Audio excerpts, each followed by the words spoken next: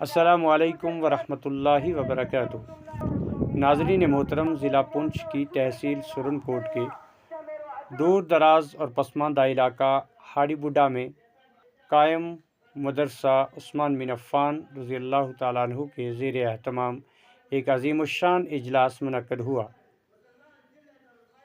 اجلاس کی صدارت حضرت مولانا محمد عبداللہ القاسمی محتمم جامعہ قاسم العلوم سیڑھی خواجہ کر رہے تھے، جبکہ پروگرام میں مہمان خصوصی کی حیثیت سے حضرت مولانا مفتی محمد صابر حسین ناگپوری مہاراشٹر سے تشریف فرما ہوئے۔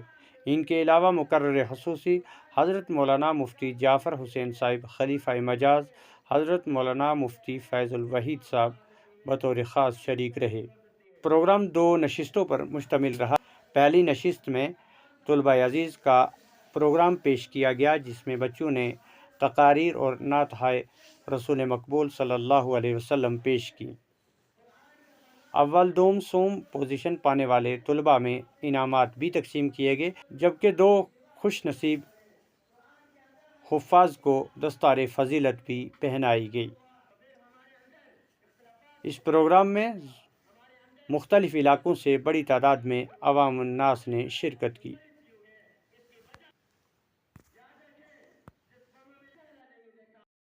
ربط ملت سے ہے تنہا کچھ بھی نہیں، فرد قائم ربط ملت سے ہے تنہا کچھ بھی نہیں، موج ہے دریا میں اور بیرون دریا کچھ بھی نہیں۔ ایک ہو جائے تو بن سکتے ہیں خورشید و مبین، ایک ہو جائے تو بن سکتے ہیں خورشید و مبین، ورنہ ان بکھرے ہوئے تاروں سے کیا بات بنے۔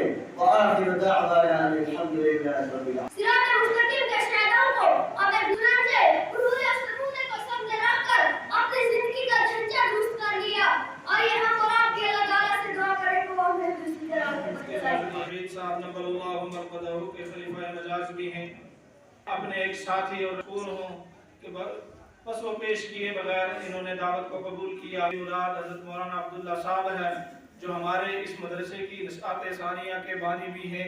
اللہ تبارک و تعالی ان کا سایہ تادیر ہمارے سروں پر قائم رکھے۔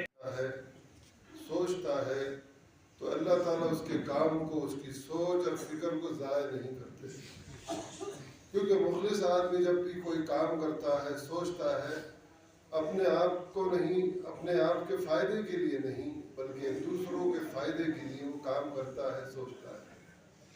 اس علاقے کے قدیم اور انتہائی بزرگ عالم حضرت مولانا حسین صاحب قاسمی رحمۃ اللہ علیہ، جن کی اس علاقے میں زبردست محنت رہی ہے، جس کا خلاصہ نتیجہ آج ہم دیکھ رہے ہیں کہ علماء کرام کی اتنی بڑی تعداد تخت پر بیٹھی ہوئی ہے، یہ سب انہی کے محنتوں کا نتیجہ ہے۔ انہوں نے جس خلوص اور جس جذبے کے ساتھ محنت کی کہ آنے والی نسل اللہ کے رسول صلی اللہ علیہ وسلم کی لائی ہوئی تعلیمات سے جڑے، کیونکہ یہی تعلیم واحد ذریعہ ہے اللہ سے تعلق قائم کرنے کا اور اللہ سے جوڑنے کا۔ چنانچہ انہوں نے اپنی محنت اور اپنے اس سفر کا آغاز کیا اور اللہ تعالیٰ نے ان کی محنت کو ضائع نہیں کیا۔ یہ اللہ کا نظام ہے، ان اللہ لا یضیع المحسنین۔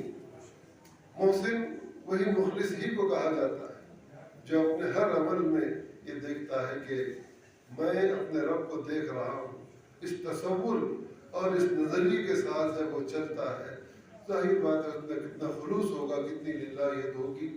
یا رب تو میرا اور میں تیرا یار رہوں، ہر دم ذکر و فکر میں تیرے مست رہوں، سرشار رہوں۔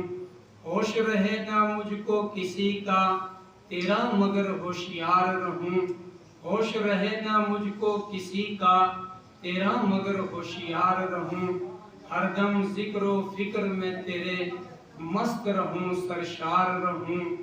یا رب تم ہی میرا، کوئی تیرے سوا نہیں میرا، تم میرا اللہ، میں تیرا بندہ، تو توفیق دے میں تیرا ذکر کروں۔